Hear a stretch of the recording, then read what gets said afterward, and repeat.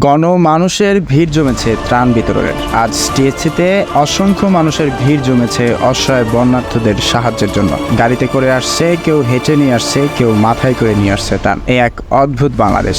অসহায় মানুষের পাশে 18 কোটি মানুষ এক হয়ে কাজ করছে। কেউ সশরীরে কাজ করছে, কেউ আবার কাপড় চোপড়, সাবান, তেল, ডাল, ভারী খাবার, শুকনো খাবার দিয়ে সাহায্য করছে। এক চোখ জোড়ানো দৃশ্য। আজ আমার গর্ববোধ হচ্ছে বাংলাদেশকে নিয়ে। হাজারো মানুষ লাইনে দাঁড় হয়ে থেকে টাকা জমা দিচ্ছে, খাদ্য সামগ্রী জমা দিচ্ছে। আমি 21-এর বইমেলাতেও এত মানুষ দেখিনি, আমি বৈশাখের মেলাতেও এত মানুষ দেখিনি কখনো। মানুষ ত্রাণ দেওয়ার জন্য দাঁড়িয়ে আছে। একবার ভাবা যায়, সেনাবাহিনী থেকে শুরু করে আমাদের ভাইরা হাতে হাতে ত্রাণ পৌঁছে দিচ্ছে। প্রত্যেকটা মানুষ এগিয়ে এসেছে। হিন্দু, মুসলিম, বৌদ্ধ, খ্রিস্টান সবাই হাতে হাত মিলিয়ে একতাবদ্ধ হয়েছে। এত সুন্দর আমার দেশ।